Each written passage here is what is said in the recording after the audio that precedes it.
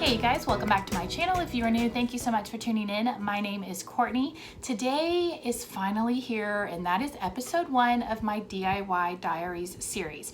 So if you're new and you have no idea what I'm talking about, I'm gonna do a 4-part video series. Each video is gonna cover a different topic. Today's is specialty scissors slash crafting gadgets you may not know you needed. I'm gonna do a glue gun and adhesive episode, chalk paint episode, as well as a very requested silhouette and Cricut episode. So if you're in my Facebook group, you know why it took me so long to do this video. Long story short, the SD card that had all the little clips and filmed on there, it was corrupted. I put it in my computer, it would not read the videos, so I had to start from scratch. So that's why it took so long. So today I'm just going to be sharing everything I know about this topic. I will put up about a week before I start filming on the community tab in YouTube or Facebook or both if you have any questions about the topic, and then I will try to answer those questions when I film the episode. Also, at the end of this episode, several of you were asking about my guest bedroom makeover, so I'll give you an update on that. And finally, I thought it would be fun with each of these episodes to give you some sort of a DIY confession about myself that you may not know or you may have figured out on your own. So I will put that at the end of the video as well. All right, well, without further ado, let's get into today's episode. Okay, I'm going to start with the specialty scissors part of this video because I have a feeling most of you are here because of the crafting gadgets, because that is where I get the most questions. So let me kind of show you my scissors. So basically my scissors are grouped into 3 categories. I have my everyday scissors, which are these. They are Westcott's. I get them at Walmart. I really like this brand. I feel like it's a very good universal scissor. It's sharp. It'll cut fabric if you need it to, thicker materials, paper. And the reason I picked this brand mostly is because they have like really cool little handles, if I'm being honest. It's a very good scissor, but that was kind of the deciding factor as to why I picked this brand. So I get these at Walmart. They're about $6 to $8. And when I use these, I don't use them on anything that might have paint or have like hot glue or something like that. I try very hard to keep these just to dry materials, if that makes sense. So these are my everyday scissors. They are Westcott's. All these products I talk about today in the video, I will link down as many as I can in the description box for the ones that I have, if I can find it. All right. Then from there, I typically probably get a new pair of everyday scissors, maybe every year, year and a half, 2 years, depending on how much use it gets. So after they start to dull, they go to this little bucket right here. These are scissors that still have life in them, but I will use them like if I need to cut, here's a perfect example, something that has hot glue or paint. Like I really don't care if they get messed up. These are mostly, some of these are Scotch brand. I did used to buy the Scotch brand scissors as well as my everyday scissors before I switched to the Westcott. Like I said, the Westcott, it was the designs on the handle that did it, but Scotch is another good brand if you're looking for an everyday scissor. So these basically are where they go to die. If my kids say, "Mom, I need some scissors," I'm like, help yourself. Here is a bucket full. You can do what you want with them. So once they're dead, then I get rid of them. But this is where they go after they've lost their sharpness mostly. All right, and then the last category is kind of my specialty category, and I will tell you this, it is Fiskars across the board. Fiskars is the brand that I just really like. It is a little more costly, but with coupons and things like that, I feel like as long as you take care of them, it's a very good investment. So let me show you which types of Fiskars I have. For fabric, I have these right here. They are the spring-loaded. You're going to see a theme with these spring-loaded, and I'll tell you why I like them in a minute. But these are my fabric scissors, Fiskars. And then I have a rotary cutter. It is also Fiskars. And then I have this pair of scissors. This is not Fiskars, but I got it. I use these a lot at Christmas because it's got the jagged cut and it cuts fabric really well, because I do use a lot of fabric in my Christmas DIYs. So this is just a pair. I don't even remember where I got these, honestly. I think I got them at Hobby Lobby, and there is no brand name on it, but I don't use these very often, but I just, again, it's for when I'm working with fabric and I don't want it to have a super ratty-tatty edge or straight edge, I use these. Okay, Then the last little group of scissors here are these tiny ones. Okay, so these are Fiskars, surprise, surprise, again with the thumb spring loaded. So I use these, the angled handle. The best way for me to describe this is these are great for if you're cutting something that has a lot of turns, like a star. Take a star, for example, where you're cutting, you know, and you're jig-jagging back and forth. I have found that having this one with the angled handle gives you way more control, and you're only like using your wrist to do it. Whereas if you are using a straight pair of scissors, your whole arm is like in it to try to win it here, if you know what I'm saying. So these are great, like I said, for star shapes, or if you're cutting out like a, you know, just anything really jagged and small. So that's why I have this angled handled, and again, it is spring loaded. I feel like you just have more control. You don't have as many oopsies with a spring loaded because you can put however much pressure you want, versus if you're doing this number like this, you really, it's your whole hand that's having to control it, versus just like on this one, your thumb does all the work. All right, so I have an angled handle, and then I also have a small pair, again, spring loaded, so I can make the teeny snips. As you can see, like I can just barely put pressure, and there's like no oopsies. And then again, you know, it's, I don't know, I just feel like you have way more control with the spring loaded pair of scissors. Okay, then these you guys have seen me use several times. They are curved. Okay, these I use mostly for those Dollar Tree things that are wrapped with the tinsel, and they have all the little knobbies. This thing, like you put it in there and you snip, and it knocks all those little knobs off perfectly. Like it takes them off, gone, clean. There's no little residue or little bump left.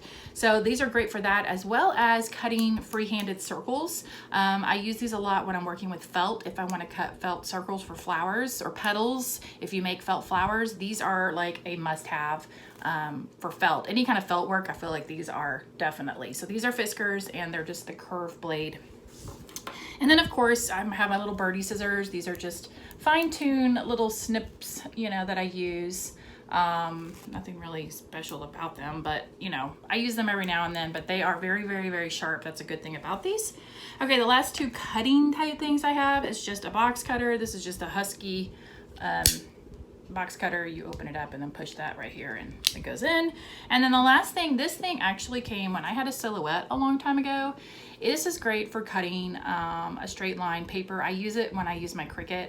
I'll talk more about it when I get into that episode, but it's just a little blade and you just slide it across and it works great. So there you go. That is pretty much all of my specialty scissors and cutting things. I do have a paper cutter. It is Fiskars. I think it's back here. I don't know if you can see it, but there it is right there. Just to cut paper, Fiskars.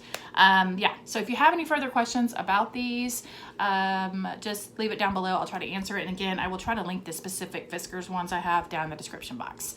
All right, now let's get into the crafting gadgets. All right, so let's move in to the gadgets. Now quickly before I go into these, I did want to say about the scissors, I forgot to mention, the way I maintain them and clean them is I rub them down every now and then with a lint-free cloth and rubbing alcohol. So anytime, like especially if I'm cutting like burlap or fabric where there's all the little fibers, I will wipe them down with the rubbing alcohol just to keep them, you know, working great. So I did want to mention that.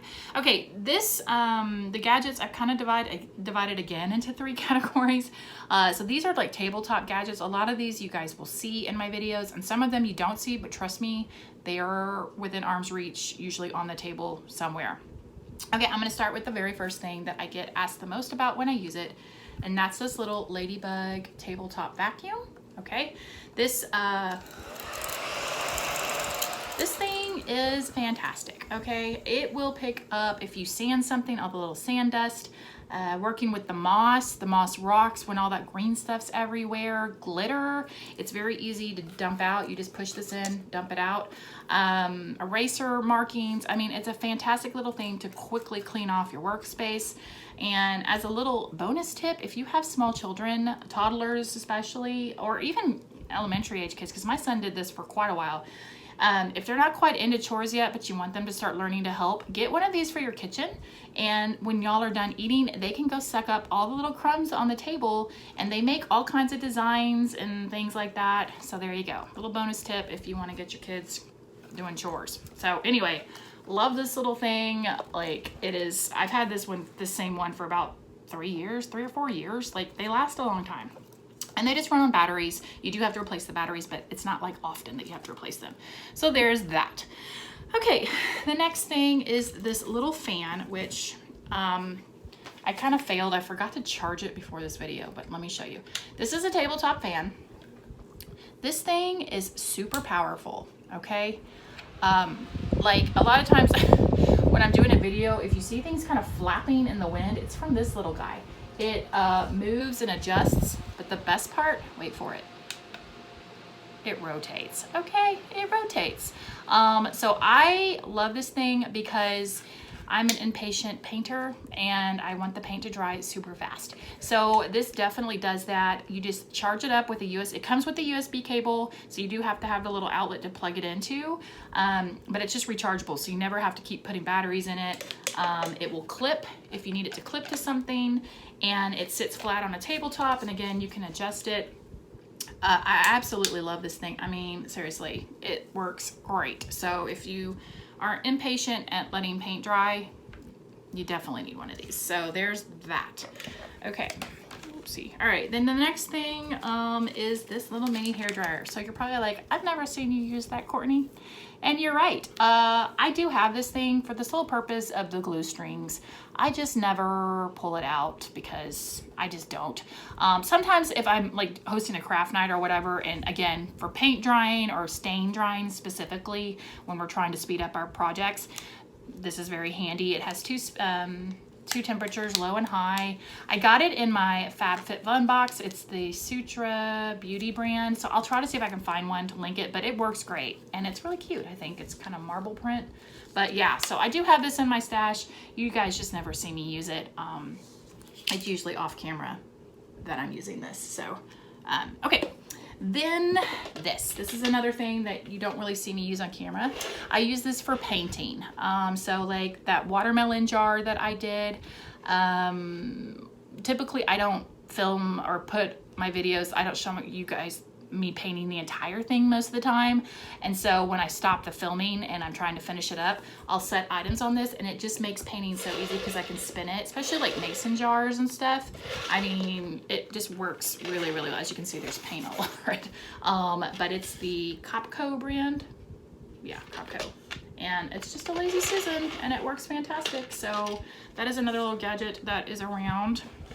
Okay, the cutting mat from Dollar Tree. Yeah, I finally just figured this out recently. So when you're painting, if you paint and have the shiny side when you're painting, the paint rubs off so much easier. And then use the rough side for when you are cutting using like a box cutter or whatever. So these are great little mats to throw under. I mean, you guys all know that. I think most people probably have these in their crafting stash already, but painting on the shiny, cutting on the rough. Okay, the next thing is this thing, which I didn't unplug, so let me move the camera here. And I've shown this to you guys before in my craft room reveal. It is a power strip, okay? It's a travel power strip, and I just really like it because number one, the cord will roll up. You can tuck it away and hide it so you don't have the big blocky, bulky one. It comes with 2 plugs and then 2 USB ports. So it's great because my fan's usually always charging in one, and then I have one for my phone. And you just click it on, you can, like I said, tuck it away, hide it away, and it works great. So love that thing for sure. All right, back we go. The other thing that I always have on my table is this little lamp I got from Ikea. Now you guys, I try not to film with this because when it's shining on a project, it looks terrible on camera. So usually, like I said, when I stop the filming and finish something, I always turn this on because I can't see. I'm old and I can't see. So this thing is great. And again, it came from Ikea. It was $4.99, $3.99 or $4.99. So I know that doesn't help you out if you don't have an Ikea, but it is a great little tabletop lamp. Like I said, you can do all kinds of weird things with it, but it's just really nice and sturdy. So there's my little tabletop lamp. Okay, and then the last thing I have, which I have talked about a long, long time ago in one of my videos, I think last year sometime, is I have, actually there's 2 things, DIY notebooks. So this right here is just a little sketchbook. And basically what happens with this is when I get an idea in my head and I need to get it on paper, I sketch it out. So for example, I want to build a new pull stick holder for our game room. So I have sketched out a vision, okay? Oh, sorry, the lighting's bad. Is that a little better? So I sketch out my vision in here. Like I sketched out the coffee bar that I'm working on right now. That video will be coming. All the little things I'm doing for that is sketched out in here. So it's just a sketchbook. I even, like, a friend was wanting me to design a room for her, so I sketched out a room. Like, you know, it's just a sketchbook. Then from there, when I'm ready to commit to the project, it goes into my DIY notebook. This is a bullet journal, Scribbles That Matter. And basically, it's kind of like, I like it because, for several reasons. It's kind of like a scrapbook that you can go back and look at your projects. And mostly because when you've done a project and you've worked out all the kinks, you know, a lot of times you might hear a YouTuber say, you know, well, when I was doing this, I did it like this, but I would recommend doing it like that. You can make those notes in here, and then if you ever recreate the project or have a friend that comes in and says, oh my gosh, I love that, can I pay you to make one, or will you make me one, you have all your notes down and you don't have to try to remember like what you did. So in this notebook, basically I have it color coded. So basically when I write the project, I associate a color. In the index, I also color code it, so I know my Christmas projects are red. What else is in there? Like yellow is furniture, so it's color coded in there. And then the actual project page, I'm just gonna turn the first one, looks like this, okay? These are things I made last year. So again, color coded what the project is, the total cost, supplies, I have a little coding system for that.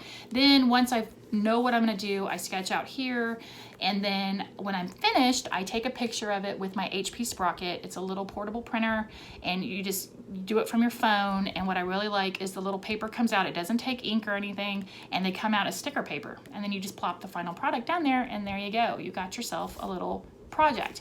Now, I've kind of morphed this a little bit as I've gone along. Like here's some other ones.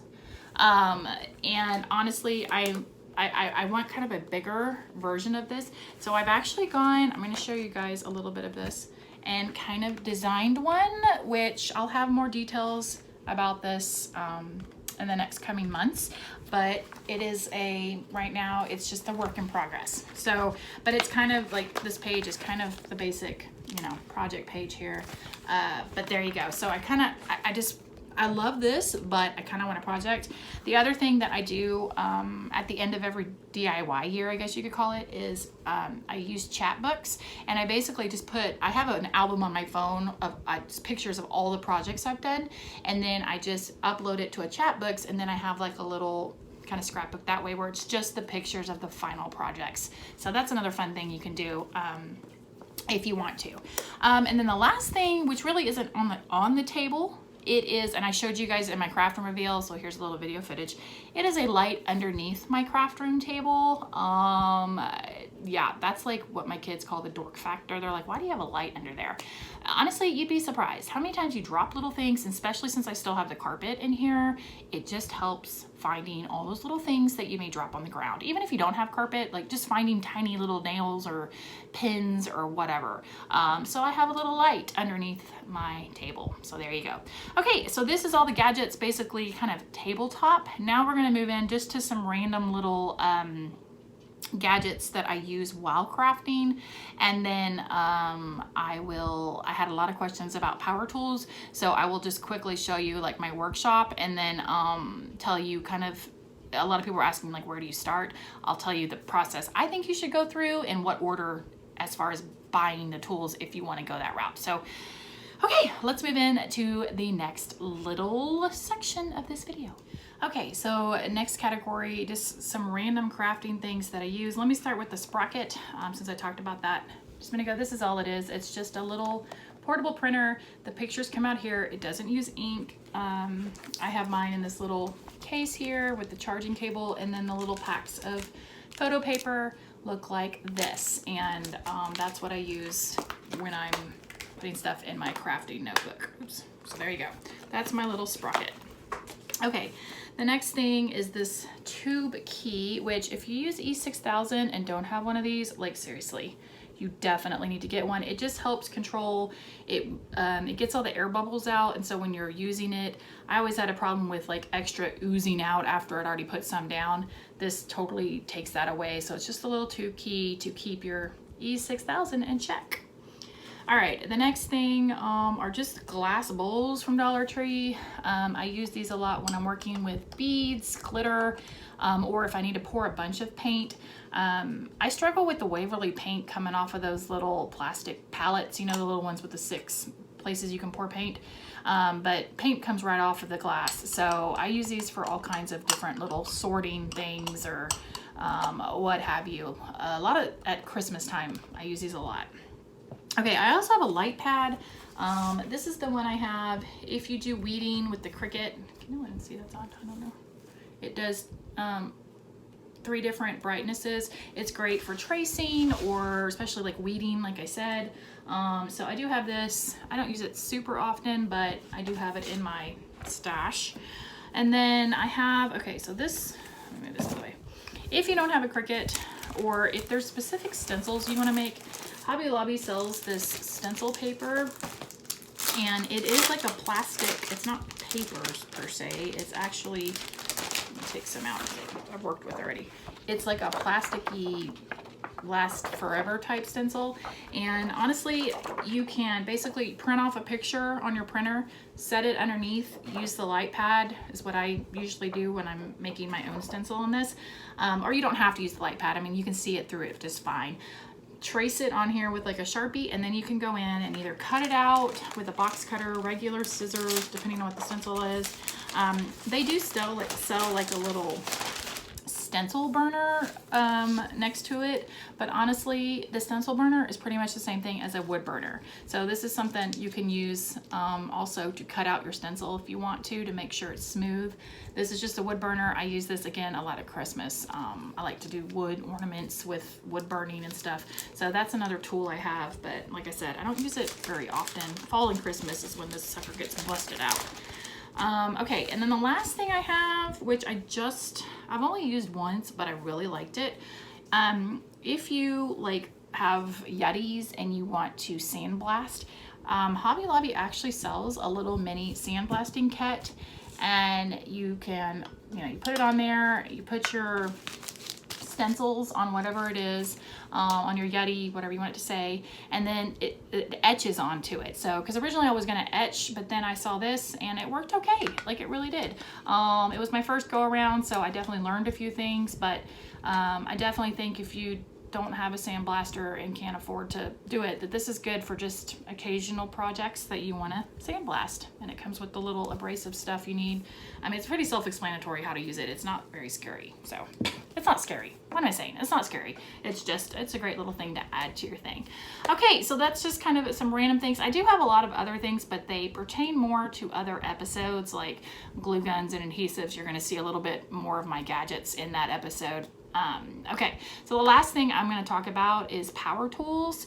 I think I'm just going to go out to my garage and I'll show you the power tools I have and kind of tell you the order, because a lot of you are asking like where do I start, and tell you kind of the order I would recommend as far as getting power tools into your collection of crafting stuff. All right, let's go out to my workshop.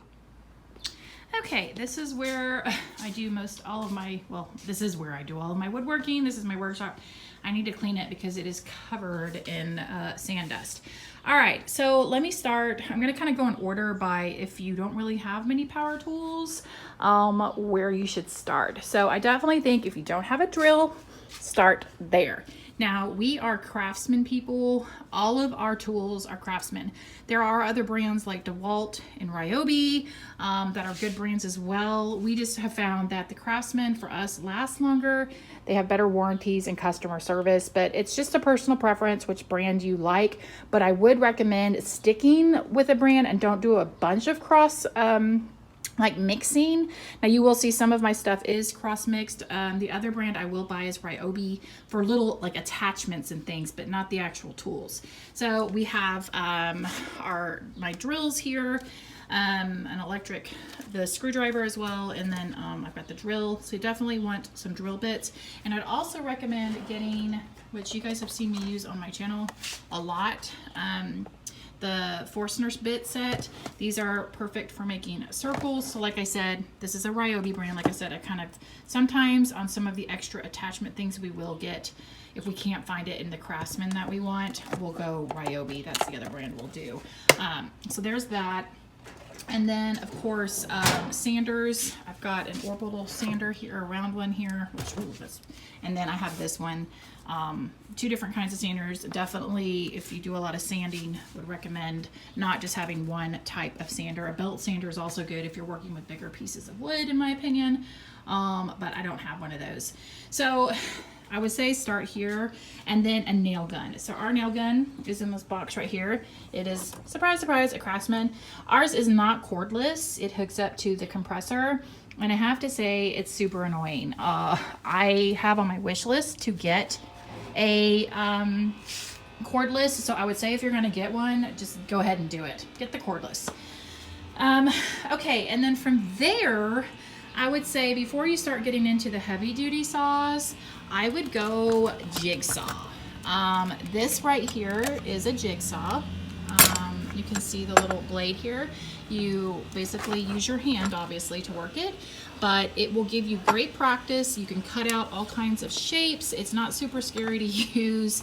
And it, you know, it's just, I feel like it's a really great tool to, as far as saws go, to start with, is a jigsaw. Then from the jigsaw, I would go to a miter saw. Okay, sorry, my camera cut off. So here, okay, this is the miter saw.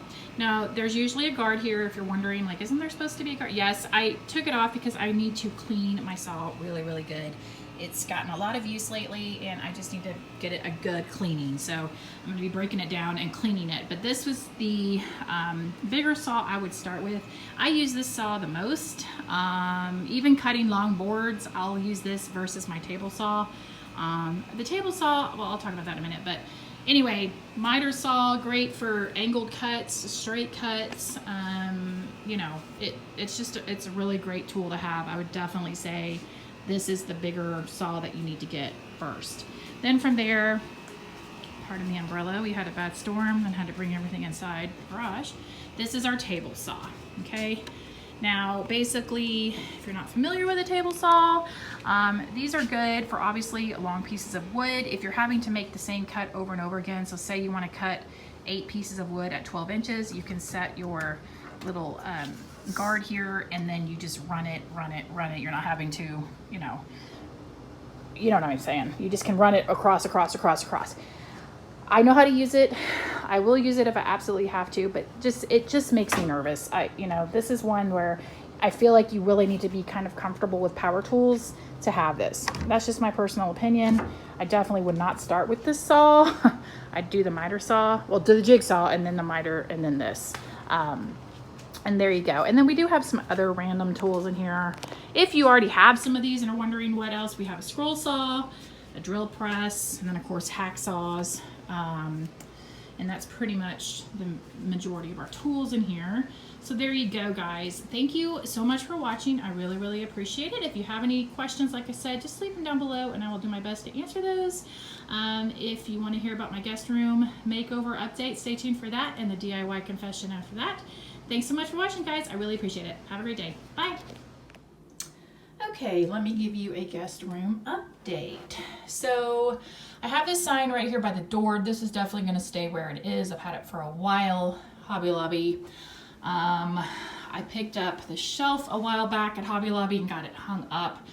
I'm pretty sure that's where I want it. I need to continue to style that. On this wall, once we take out the old 1980s intercom, I'm gonna put this sign. I got this from Hobby Lobby. They had 2 different designs. One was this one and then the other one was gray, but it went vertical. And I'm just gonna write messages when guests come, like, welcome, blah, blah, blah. My in-laws are coming soon and it's their anniversary, so I'll put that, and then I'll put like the Wi-Fi code down here. So that's gonna hang for sure, probably right there. As far as the chair rail, I'm undecided about whether I want to take that down. And this is the wall that I'm wanting to do. Let me scoot back a little bit. The board and batten on. I think I want to do board and batten, maybe shiplap. I don't really know. Something's gonna happen on that wall. The biggest thing is we got our yucky, there was like light blue Roman shades when we moved into the house, so we got our wood blinds put up. I buy all my blinds from blindster.com. They're real wood, they work really great, and they always have really, really good sales. So that's where we've been getting blinds and shutters and things like that. I've had this garland. It used to sit on my farm table. Sorry about the lighting, guys. I need to change that. It's the fan casting a yellow light in here, so that's going to be updated as well. But anyway, I had this garland. It's not arranged. I just threw it up there. I don't know how I feel about that. If you have a comment, what do you think? I don't really know. I mean, obviously, it's not arranged. Like I said, I just threw it up there. I don't know. I kind of like it, but then I'm not sure. And then these two pictures right here, I'm working on one of those Hobby Lobby projects that I mentioned, one of the 4. I'm working on that currently, so I'm going to be replacing those pictures with the project, so you'll see that soon. And then, what else? I got this from the Hobby Lobby sale. I need to style it a little bit better, but like it was like $8. I mean, it was really, really cheap. It's solid wood. But what I'm really excited about and what I'm kind of designing my room around are these sheets. So these sheets, a company did reach out to me quite a while ago, and I was like, you know, it was home stuff, and I was like, well, I don't know that it really relates to my channel, but I knew I wanted to do a guest room makeover. So these are the California Design Den Sheet 600 thread count. I will link them down below. But they are a gray striped sheet, and oh my gosh, they are so soft. So when I saw these, I thought, okay, my design is gonna kind of go around this. So right now I just have white pillowcases, so 4 of them will be these gray, and I don't know about the bedding. But anyway, the sheets, really, seriously, if you're looking for some new sheets, these are fantastic. They're super soft, and my daughter actually slept on them, and because I wanted to test them out to see if they're actually soft, and she said, yeah, they were great. So now I got to put them on this bed. And then the only other thing really is I have decided on paint color. I'm going to do the passive gray like I did in my craft room. I have all those samples over there, and I'm not using a single one of those, but I am going to do passive gray. Yeah, and I think that's all so far. This thing I'm debating about how to refinish that. So there's just a lot of projects I still have to do in here, but those are the things for sure that I already have done. So let me know what you think about the green on the top. Like, do you think it's too much? I don't know. Like at Christmas, I do decorate this room, and I have a Christmas tree for in here, and like a wreath I hang and all this stuff. So I don't know. I'm sorry. I know it's casting yellow in here again. It's a stupid light fixture, but okay. That's my guest room update as of now. So there you go, guys. Okay, DIY confession time. All right, so my first DIY confession, which a lot of you probably may have realized already, but I cannot spray paint. I don't like to spray paint. I am the world's most impatient spray painter. I would rather, I'm a firefighter spray painter. It's the best way I can think it. I want to turn that spray paint on, well, not turn it on, but take the lid off and blast it till it's covered. Like, just keep spraying and spraying and spraying. There is no wispy, little strokes back and forth. A light coat here and a light coat, no. None of that for me. If you've been with my channel for a while, you'll know that there is only one DIY on my channel that I spray painted, and that was that bird cage that I just recently did a little while ago, the thrift one that I did with Whitney from Whiskey and Wit. You guys, there was no surface area on that bird cage. Like, the bottom had the most surface area, and I knew I'd be covering it with succulents. So yeah. Now, I'll recommend all day long to you guys to spray paint, but I just know that's like one of my kryptonite crafting things. I just can't. I suck at spray painting. Like, bad. Like, you do not want me to spray paint. Like, no. I would rather paint 10 coats of chalk paint than spray paint.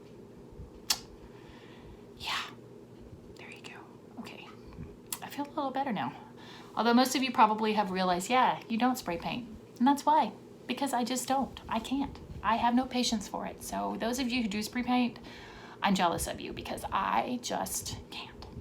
All right, there you go. I don't know that these DIY confessions was a good idea. I'm either gonna look really stupid or figure out that there's a lot of you in the world that have these same issues. So please tell me if you are a terrible spray painter like me. That would make me feel so much better.